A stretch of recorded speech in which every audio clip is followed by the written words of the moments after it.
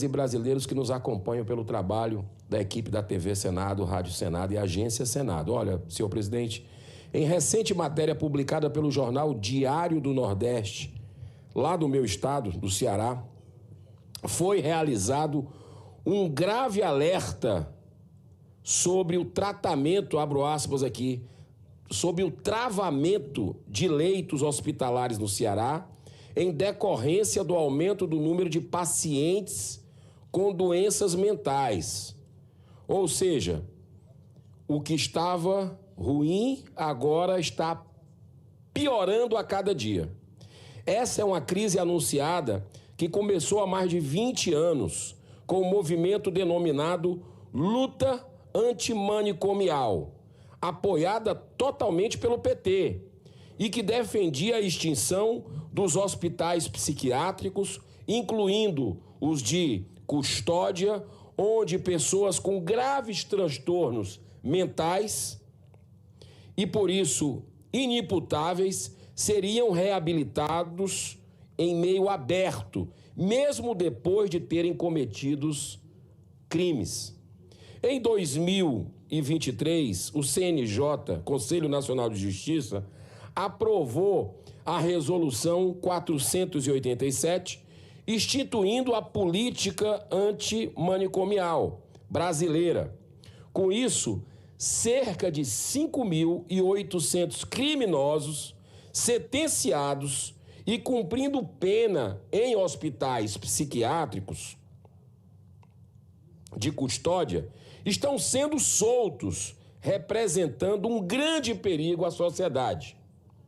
Imediatamente nós aprovamos a realização de uma audiência pública no Senado para ouvir especialistas, todos contrários à decisão do CNJ. Além do Conselho Federal de Medicina, foram ouvidos a Associação Brasileira de Psiquiatria, que reúne aí mais de 10 mil médicos, a Associação Médica Brasileira e a Federação dos Médicos.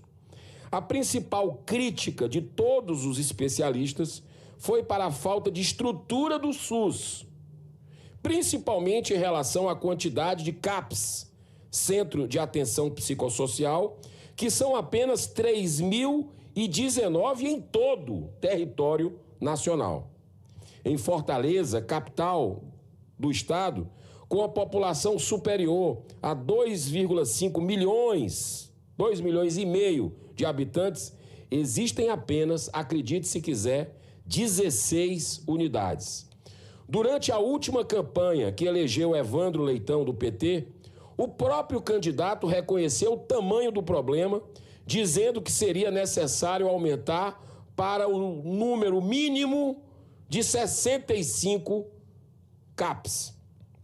Além da falta da estrutura física, há uma enorme carência de profissionais, pois um bom CAPS depende de equipes multidisciplinares formadas por psiquiatras, psicólogos e assistentes sociais.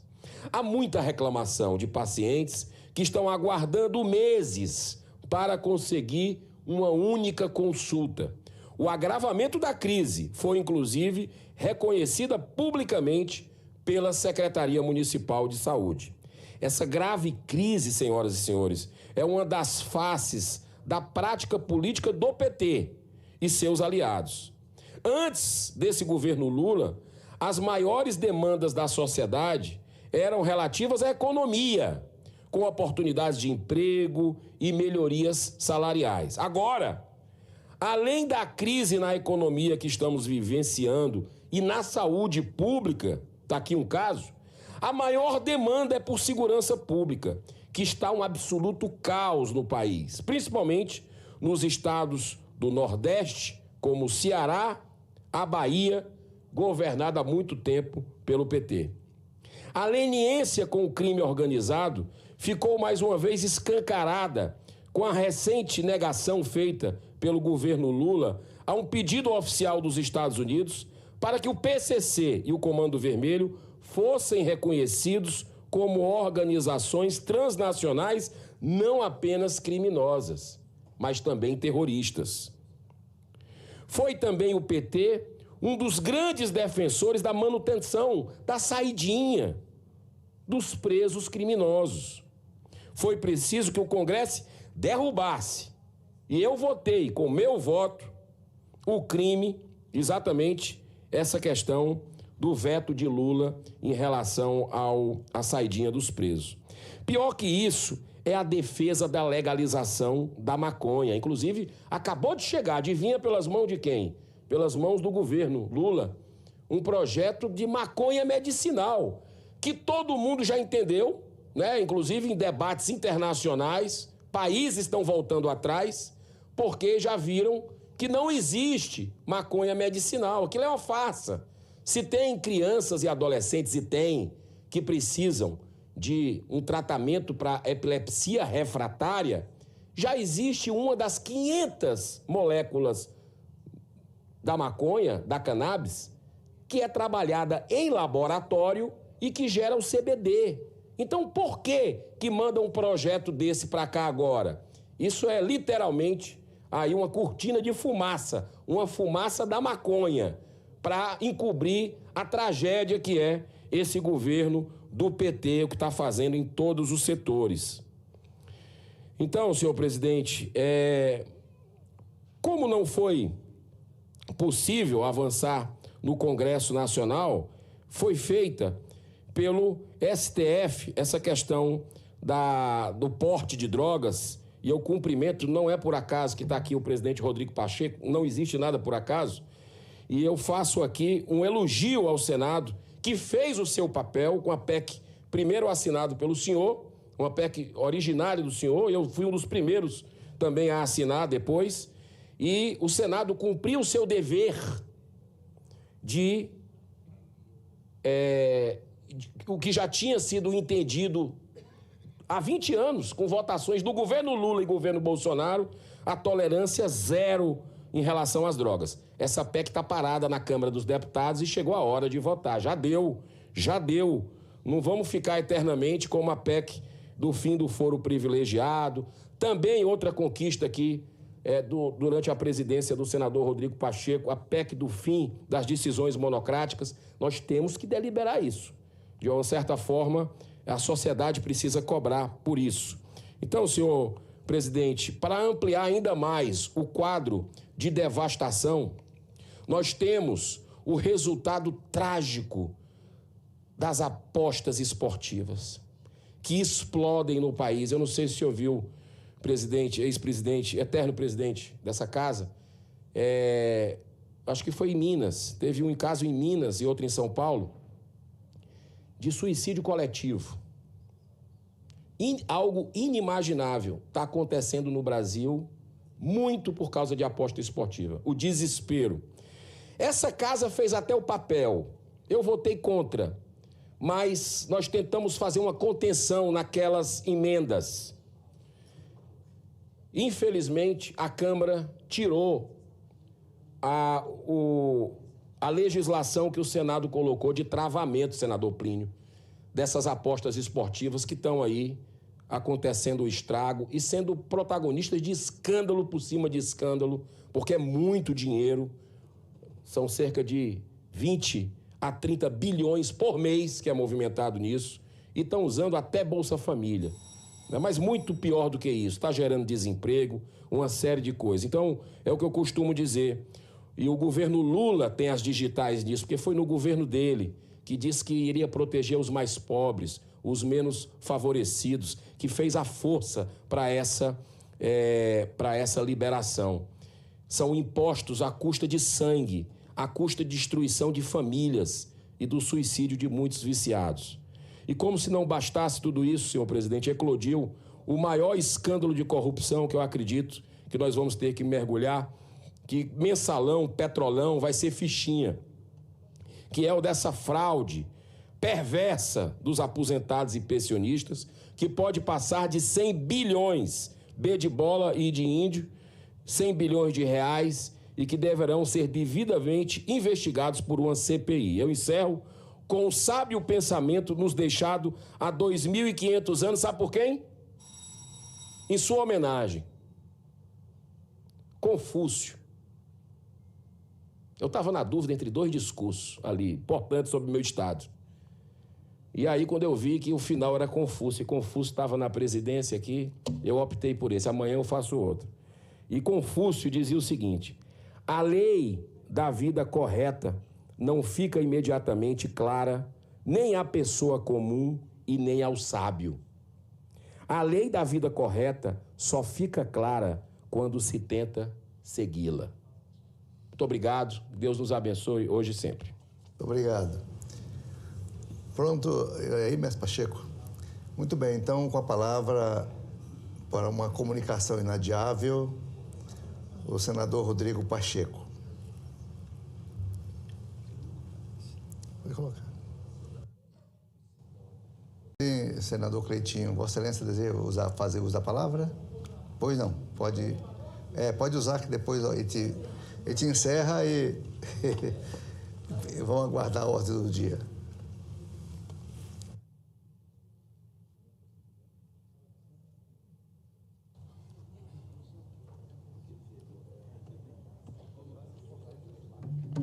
Senhor presidente, uma boa tarde, senadores e senadoras. Acredito que esse celular aqui é do Plínio Valério, que vou deixar aqui, vocês entregam ele aqui, tá? Senhor presidente, nosso presidente Pacheco também, sobre o Propag, acredito que a bancada mineira aqui, eu como senador, também o Carlos Viana, juntamente com Vossa Excelência, está unido para poder resolver essa dívida do Estado, viu? Independente dessa questão ideológica, que eu acho que que eu acho que o próprio governador Romeu Zema tem que ter uma maturidade em cima disso, entender que a gente precisa ter diálogo para poder resolver isso aí, independente de quem que é o presidente, e a gente poder salvar Minas Gerais dessa situação terrível que se encontra em Minas Gerais. Conta comigo. Senhor presidente, eu queria começar minha fala aqui de hoje, novamente aqui, eu já falei sobre isso já, eu não votei no Flávio Dino, né? Não foi voto meu, mas a situação das emendas aqui, todas as vezes que ele posicionar de uma forma que é correta, como ele está fazendo, eu vou apoiar o ministro Flávio Dino, sim. Quero falar para vocês aqui sobre essa matéria aqui, ó. Dino mira emendas impositivas e reabre crise entre STF e Congresso. Ministro convoca audiência para debater travas às emendas obrigatórias e ameaça principal instrumento de poderes parlamentares. Olha isso aqui, gente. Ameaça principal instrumento de poderes parlamentares. Isso aqui nunca deveria ser o maior instrumento do parlamentar. O maior instrumento parlamentar aqui deveria ser legislar e fiscalizar. E não ficar por conta de emendas parlamentares. Isso aqui é muito pouco para um parlamentar. Deveria acabar com as emendas parlamentares. Quem deveria executar? Quem é do executivo, no caso o governo. E cabe a nós fiscalizar. Então, para mim, falar que isso aqui é a maior arma que um parlamentar tem, está bem diminuindo o parlamento. O parlamento, a maior função dele é fiscalizar e legislar. Então, quero falar, olha aqui, vamos entrar no detalhe aqui da matéria. Olha isso aqui, ó. Execução obrigatória das emendas parlamentares. Dino indica que o judiciário poderá impor limites ao principal instrumento político e orçamentário dos congressistas, reacendendo um embate direto com o legislativo. A audiência foi marcada para dia 27 de junho, eu faço questão de participar dessa audiência.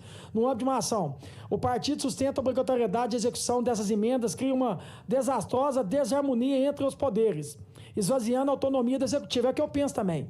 Desarranjou uns contornos de separação dos poderes do Brasil, uma vez que diminuiu significativamente a possibilidade do executivo pensar em executar projetos. Realmente. O que acontece é que desde a época do Bolsonaro, é o Congresso Nacional aqui sequestrando o orçamento e querendo executar. E aqui não é nada contra nenhum parlamentar, não. Cada um tem a sua maneira de trabalhar. Agora, tratar a emenda parlamentar como fosse a única coisa que um deputado, um senador pode fazer, é muito pouco para o Congresso Nacional. Eu tenho aqui dentro do Senado, aqui em 2 anos e meio, mais de 300 propostas, várias PECs, e até hoje uma PEC minha só foi votada, e está na Câmara. Já deveria ter sido votada já há muito tempo. E é uma PEC que favorece não só Minas Gerais e outros estados, e favorece o pobre, aquele que tem carro velho. E até agora, em 2 anos e meio, eu não consegui que essa PEC fosse aprovada, para poder virar lei. Mas aqui a briga que fica aqui é sobre emendas parlamentares. Então eu queria deixar bem claro aqui para o Flávio Dino aqui, que ele tem total meu apoio, independente se o Flávio Dino eu não votei nele, eu não penso igual a ele, eu tenho meu pensamento ideológico, ele tem o pensamento ideológico dele, mas nessa situação de emendas parlamentares aqui, eu penso igual o Flávio Dino. Eu penso exatamente igual. A gente precisa parar com isso, desse bancão de negócio. A única forma que tem de poder negociar é se tiver emenda parlamentar. Eu não sou hipócrita e demagogo. Durante meu mandato de deputado estadual, tinha as emendas parlamentares, indiquei de forma correta, sem querer nada em troca. Agora, como senador, a mesma coisa. Faço isso sempre, com uma forma honesta, transparente fazer. Agora, achar que meu mandato, para me ser reeleito, eu preciso de emenda parlamentar? Se a minha função aqui é legislar e fiscalizar? Eu não tenho mestrado e doutorado, e qualquer um sabe da Constituição o que é legislativo e executivo. Agora o legislativo quer executar. A gente não critica tanto o poder judiciário de querer legislar, e a gente também agora vai querer executar. Então o que eu estou sendo aqui é coerente, é transparente. Se eu acho um absurdo o judiciário querer legislar, eu também tenho que achar um absurdo o legislativo querer executar. Cabe a nós é fiscalizar. Sobre a questão do INSS, que está aí para todo mundo ver. É uma CPMI, para que a gente possa apurar tudo. Essa é a nossa função aqui, de fiscalização. É fiscalizar os gastos públicos. O que o governo vem fazendo com o dinheiro público. Cabe a nós fiscalizar e denunciar.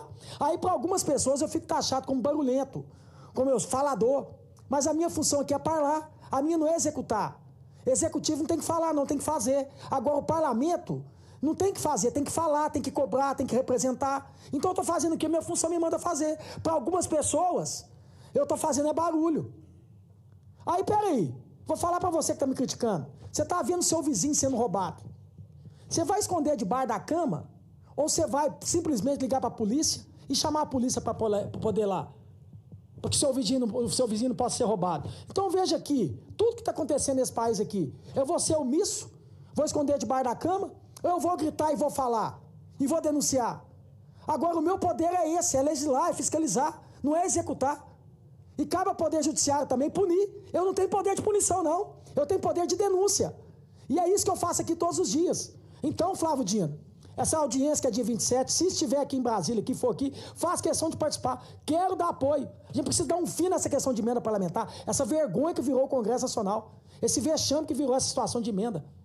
Se não tiver emenda, eu não trabalho. Se não tiver emenda, eu não negocio com o governo. Eu não sou base do governo. Pelo amor de Deus, gente. Eu acho que cada parlamentar aqui, com todo o respeito às vossas excelências aqui, a gente pode muito mais. Mas muito mais. E eu acho que a população espera da gente é isso. É a representatividade. É a gente poder fiscalizar, legislar. Aí fica igual fica aqui uma semana passada, presidente Pacheco, aquela questão da marcha de prefeito. O que mais tinha, que era prefeito do meu gabinete pedindo emenda. E vereador pedindo emenda. Tá assim, não, se você me dá emenda, eu vou te apoiar. Aí o vereador, se você me dá emenda, eu vou te apoiar. Futuramente, se você vir governador ou senador de novo, eu vou te apoiar. Eu falo, amigo, eu vou mandar as emendas lá para as cidades, é porque a cidade precisa. Agora, não fala de apoio, não. Você vai fazer igual o Pedro fez com Jesus Cristo. Jesus Cristo falou, você vai me negar. Ele negou 3. Vocês vão me negar 3, nós vamos me negar 10 vezes, e chutar meu pé na minha bunda e falar mal de mim. A verdade é essa. Então, assim, a política precisa parar com esse bancão de negócio, gente. Os poderes têm que ser independentes, tem que deixar o poder executivo fazer a função dele e cabe a nós aqui fiscalizar e legislar. A gente tem que parar com isso. Agora eu falo para vocês aqui, já falei isso aqui. Se Deus resolver descer aqui, abrir o livro do Congresso Nacional antes da Constituição e depois da Constituição, e que fique claro que eu não estou aqui generalizando, não, tem vários senadores e deputados sérios dentro do parlamento. Mas se Deus descer aqui, abrir o livro e mostrar o que faz com essas emendas parlamentares, meu Deus, eu não. Pode abrir meu livro, minha capivara, faço questão de mostrar tudo que eu fiz como deputado estadual e agora como senador. Fiz tudo correto, eu nunca fiz dificuldade para vender facilidade. Eu nunca pedi 5%, 1%, 2%, 3%, nunca pedi nada. E não estou aqui acusando ninguém. Eu só estou falando uma realidade que a própria imprensa toda mostra todos os dias. E se não tivesse isso, o Flávio Dino não tinha mandado parar com isso. A verdade é o ministro do STF. Senador Cleitinho, você me permite uma parte? Fica à vontade.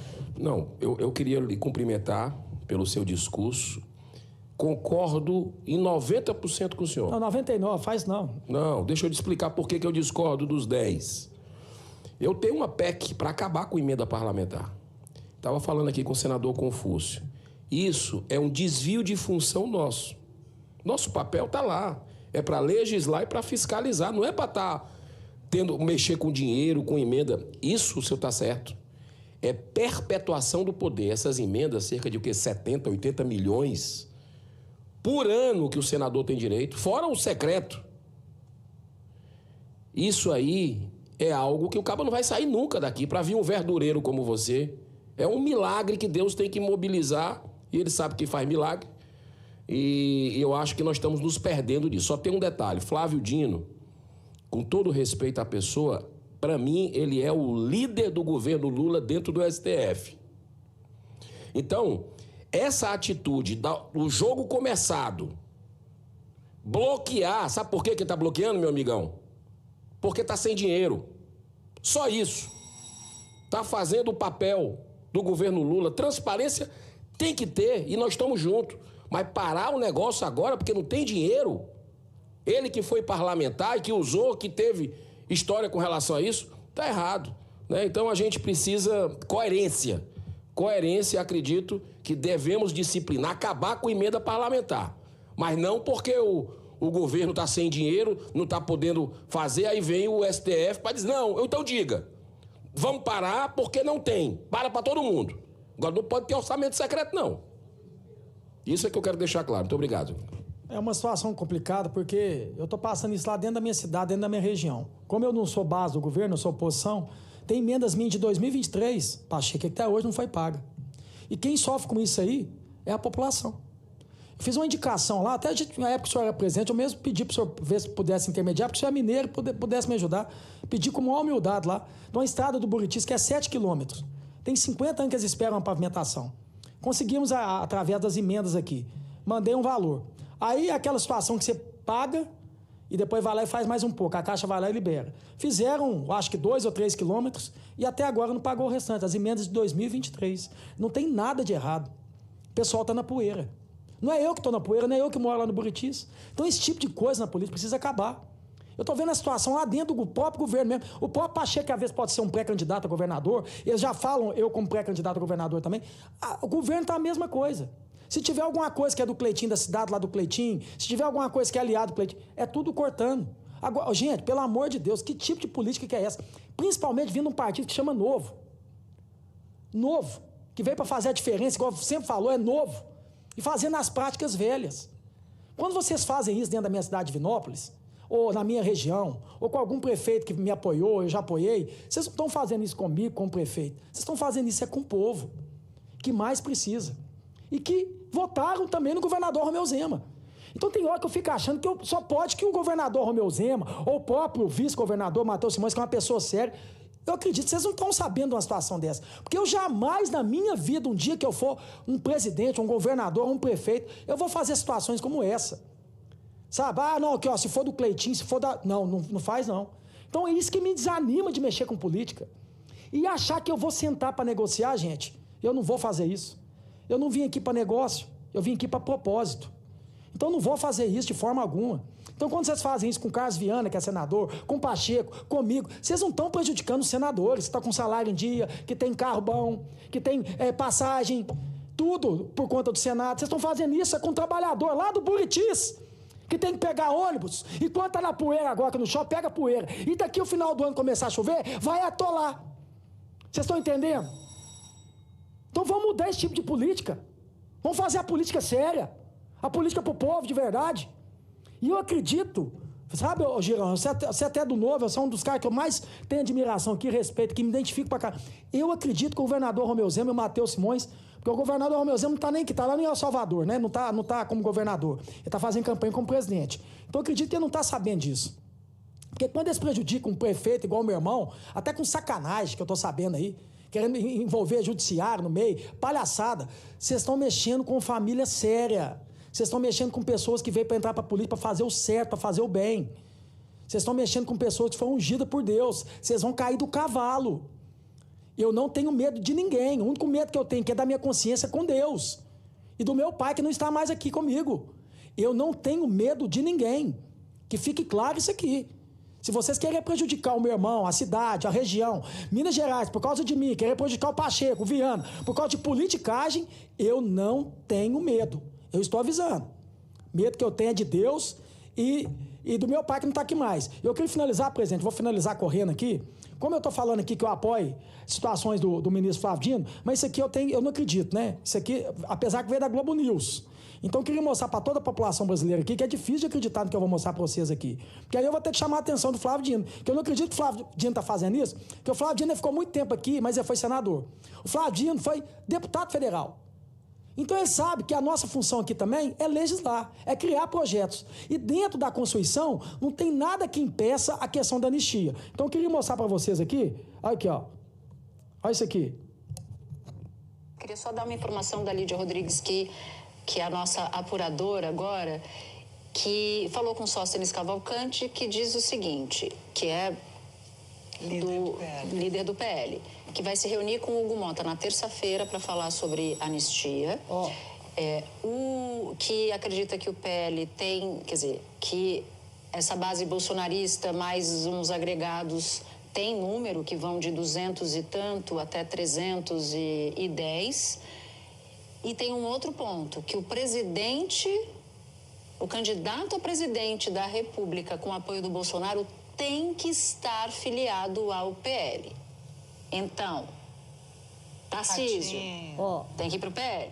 Ratinho Júnior tem que ir pro PL. Calma que vai piorar. Então, Caiado não vai pro PL. Ratinho Júnior, ao que consta, também não iria. Então tem algumas questões. Mas o ponto que eu queria destacar é: tudo na política eu aprendi a analisar me perguntando quanto custa. Qual é o custo político para o Centrão de patrocinar o avanço da anistia? É enorme, porque compra uma briga direta com o Supremo Tribunal Federal. E, como disse você, tem um bando de gente amarrado pelo pescoço. O Supremo nunca teve... Com as emendas, então, o que tem de... Imagina, passa anistia. Imagina uma decisão do ministro Flávio Dino, falou assim, bom, então estou decidindo aqui, vamos abrir tudo, Polícia Federal você entra, Tribunal de Contas me passa tudo aqui, vai sobrar o quê? Cara, eu não consigo entender, não. Um bando de parlamentar que está enforcado. Assim, quem falou isso aqui foi a Globo News. Isso aqui é muito grave, é muito sério. E essa questão agora de ameaça, se não votar anistia, vai botar a Polícia Federal, botar fulano, botar ciclano, para poder tudo ser investigado. Lembrando que a anistia aqui ela é constitucional, a gente pode, dentro da nossa prerrogativa aqui, poder pautar sim uma anistia. É isso que virou o parlamento, isso aqui, gente? É isso aqui? Sinceramente, eu queria resposta. Eu acho que a própria Natuza deveria saber, o pessoal que está aqui, contar para nós o que está acontecendo. Vocês sabem mais do que a gente nos bastidores aí. Sabem mais que os senadores, os deputados federais. Que isso? O que virou esse país aqui, gente? Então quer dizer, então que não pode votar anistia, não. Se votar anistia, quem votar anistia, a faca vai entrar no pescoço. Como assim? Vocês colocam todo mundo na vala? E eu não estou nessa vala, não, pô. E outra coisa, a nossa função aqui é essa aqui. A anistia, ela é constitucional. Agora o plenário é soberano. Quem quiser votar a favor, vota a favor. Quem quiser votar contra, vota contra. O Flávio Dino, que foi deputado federal, ele sabe muito bem disso. Ele sabe muito bem disso. Muito obrigado, senhor presidente. Cleitinho, um discurso muito oportuno, muito sério. Eu passo a palavra para o senador Jorge Seife, poderoso senador do Santa Catarina, o dono dos mares. Até de outros estados ele quer invadir os mares de outros estados. Até do mar do Nordeste. Senhor presidente, poderoso é o nosso Senhor. Tá, meu amor, obrigado pelo carinho e pela referência. Senhor presidente, eu preciso fazer aqui uma reflexão junto com o senhor, todas as senhoras e senhores senadores, servidores da casa, quem nos visita aqui no Senado Federal e quem nos acompanha aí pela internet, pelo YouTube, pelos canais do Senado. Questão de aumentar a IOF no Brasil é muito séria. Eu não me lembrava, senhor presidente, de tantas associações e entidades terem subscrito uma carta de repúdio e de pedido para que isso saísse de pauta. Nós já temos uma das maiores, se não maior, carga tributárias do mundo. Os impactos para os investimentos, os impactos para o empreendedor, os impactos para o agronegócio, os impactos para os importadores e exportadores que no fim da linha, no fim do dia, são quem empregam e que pagam impostos nesse país, são na casa de 20 bilhões de reais, segundo ontem eu vi na CNN, perto de 20 bilhões só esse ano. Então, eu subo essa tribuna, mais uma vez, e denunciar a irracionalidade e a injustiça tributária que impera no nosso país, senhor presidente. O famigerado IOF, Imposto sobre Operações Financeiras. E lembrando aqui, senador Amin, que foi criado como um imposto provisório e há décadas se transformou num instrumento permanente de confisco silencioso da renda do brasileiro. Um tributo, senhor presidente, que penaliza justamente quem precisa financiar, quem precisa empreender e quem precisa consumir. Eu só quero lembrar ao senhor ministro da Fazenda, Fernando Haddad, que nós, políticos, governo, prefeituras, Assembleia Legislativa, Câmara Federal, nós não produzimos. Quem produz, nós produzimos leis, normas, regras. Isso é nossa função. Mas quem produz riqueza, emprego, paga imposto, paga o hospital, o SUS, que é gratuito para a maioria da população, que paga investimento nas estradas, que paga a farmácia popular, que paga o Bolsa Família, que paga salário de médicos, enfermeiras, que trabalham no sistema público, de professores, quem paga as universidades federais, são os impostos desses caras, empreendedores, que precisam fazer operações financeiras o tempo todo, pegando dinheiro emprestado, pegando dinheiro lá fora, tendo outros investimentos de empresas estrangeiras, pegando dinheiro em banco, pegando dinheiro no BNDES. São esses caras que pagam essa conta. E cada dia mais, o ministro que hoje foi apelidado de Tachad, virou um meme nacional, Tachad, o nome dele é Fernando Haddad, e hoje ele é conhecido em todas as rodas, inclusive aqui no Senado Federal, as rodas de brincadeira, virou piada na boca do povo, Tachad, porque taxa tudo, o que pode e o que não pode. O IOF, senhor presidente, é um símbolo da cultura do Estado perdulário, especialmente nesse desgoverno. Tributa empréstimos, seguros, operações de crédito, câmbio, importações, exportações e sufoca o setor produtivo, dificulta acesso a crédito, especialmente os mais pobres e pequenos empreendedores, que são 80%, 90% desse país. E o mais grave, senhor presidente, enquanto países do mundo inteiro reduzem e eliminam tributos sobre crédito para estimular a economia, o Brasil mantém essa excrescência que mina o consumo, investimento e o crescimento, mete mais carga em quem já sustenta esse país nas costas, que é o empreendedor.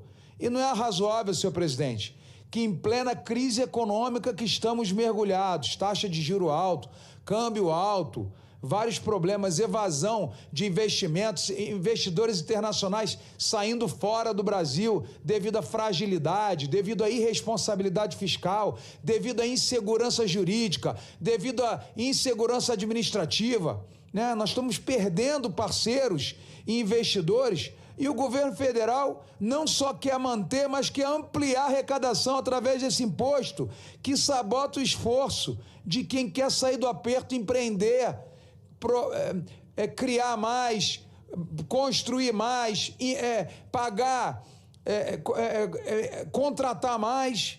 Então, aqui, mais uma vez, eu quero fazer o oposto.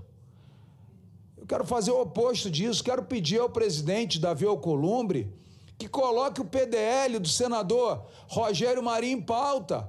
Esse PDL que susta esse aumento do IOF.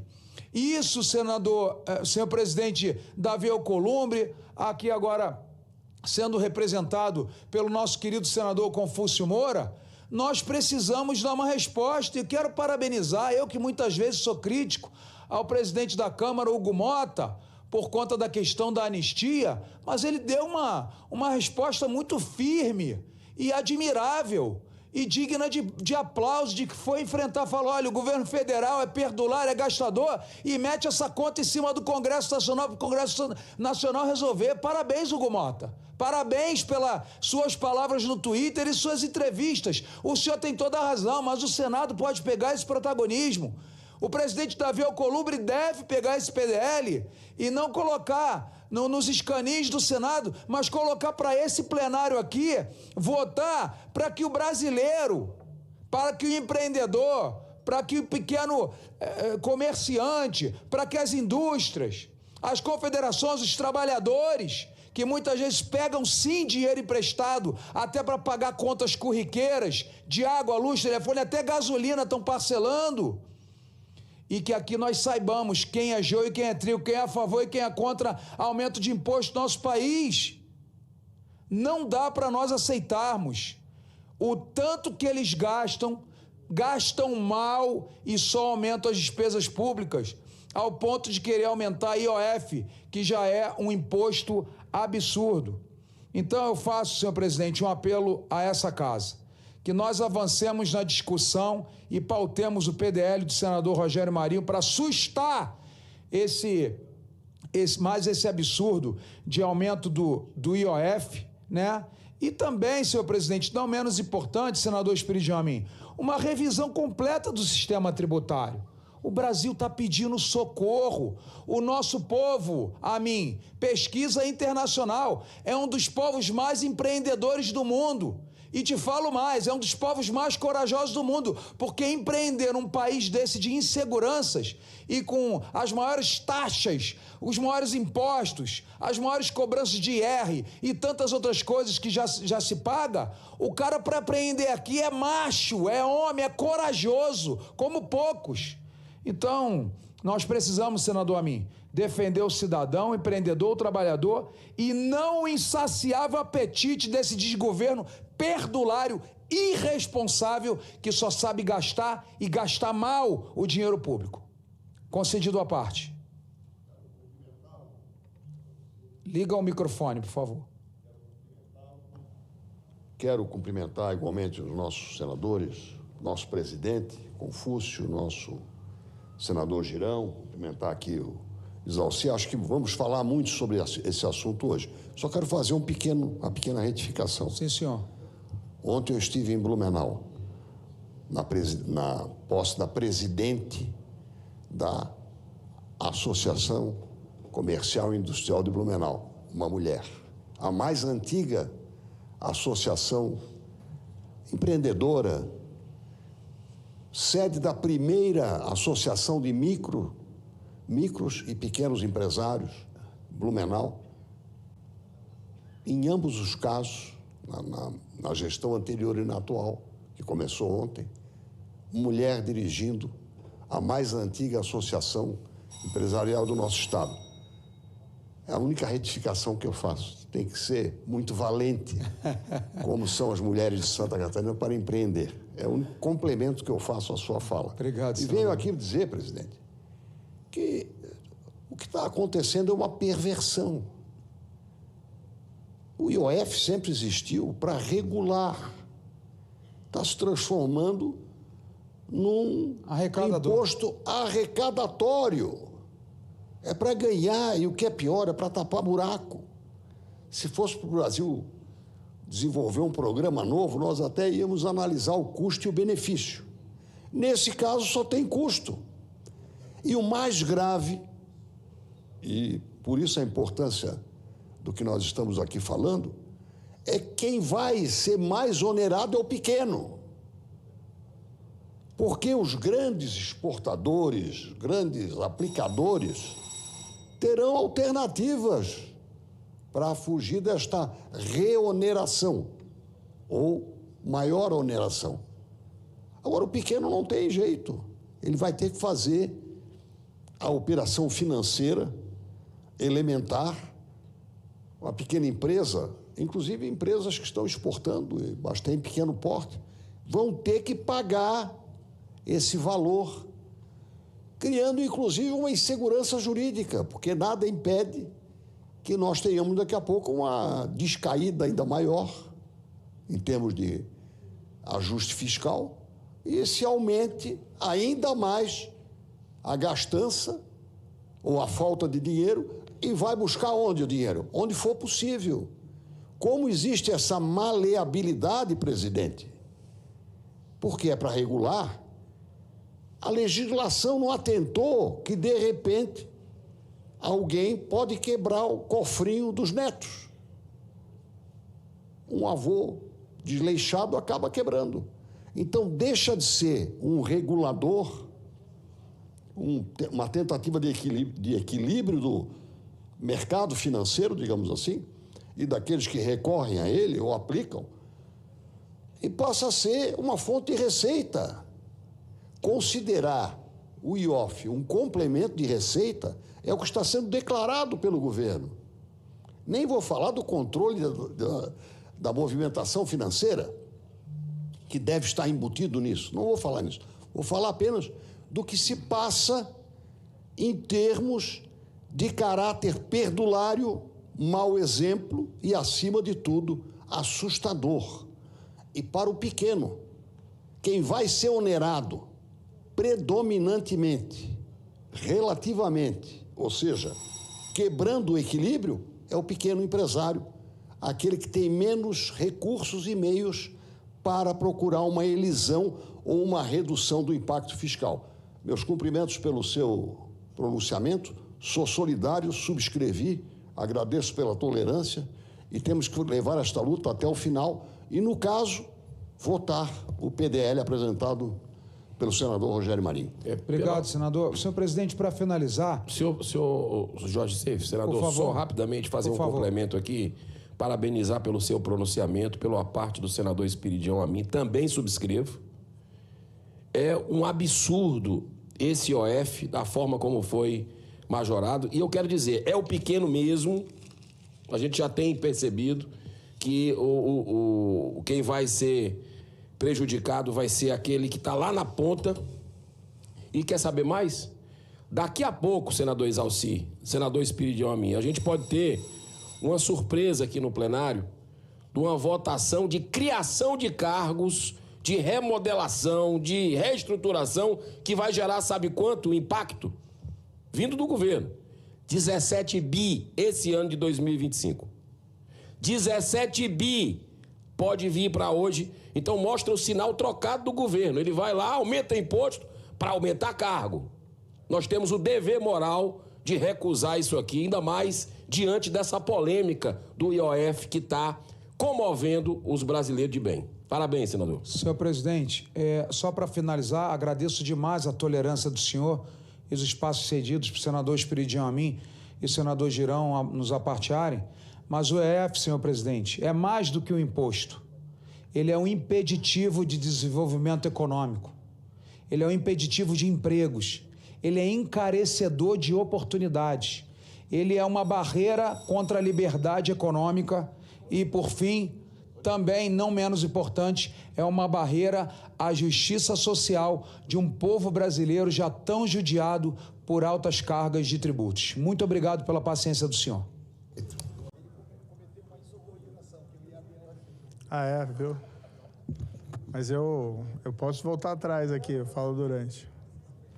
Senadores, senadoras, um cumprimento especial à mesa, ao presidente Davi Alcolumbre, e felicito Vossa Excelência pela semana passada, extremamente produtiva dessa casa, em especial aqui no plenário, a aprovação da nova lei de licenciamento ambiental, que até sofreu críticas, mas, a meu ver, críticas da imprensa que não têm um respaldo na realidade. A gente precisa destravar o país, destravar o desenvolvimento do país.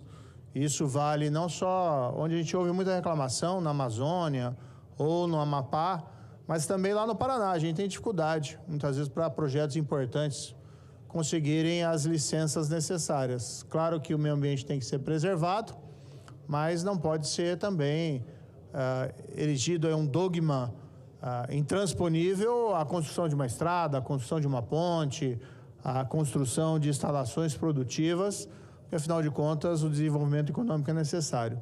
Mas o tema que me traz hoje à tribuna é a PEC 52, 2023, que está até na pauta. Aparentemente será retirado de pauta a pedido da autora, a ilustre senadora Mara Grabelli. E esse projeto ele trata do direito à inclusão, para inserir lá na parte da Constituição que trata do direito à educação. E é fundamental que seja resguardado o direito à inclusão. Principalmente pessoas com deficiência têm dificuldades, não só para se inserir na vida produtiva da sociedade, mas igualmente também para se inserir nos passos necessários, como é o direito à educação. E essa PEC vem em boa hora, erigindo esse direito a um direito fundamental. Conversei com a relatora, apresentei uma emenda a essa PEC, que é a emenda 2, apenas para deixar claro, para que não tenhamos interpretações de maneira contrária, que esse direito à inclusão se dá através do melhor atendimento à pessoa que a necessita, a pessoa que precisa muitas vezes de um cuidado especial de ensino ou na educação. E esse cuidado muitas vezes está disponível na rede regular de ensino, e estando disponível, ótimo, vai ser atendida essa pessoa, a sua necessidade especial, na rede regular de ensino. Mas quem conhece a realidade das nossas escolas no país sabe que muitas vezes a rede regular de ensino não tem condições, não tem a estrutura necessária para um atendimento especializado à pessoa com deficiência, especialmente no caso de deficiência intelectual grave. Nessa hipótese, é importante deixar claro que o direito à inclusão pode envolver o atendimento especializado tanto no ensino regular, como também através de instituições especializadas, respeitando o que é o mais importante, o direito de escolha, seja da pessoa que precisa desse atendimento especializado, que vai poder realizar a opção, orientada pela sua própria família.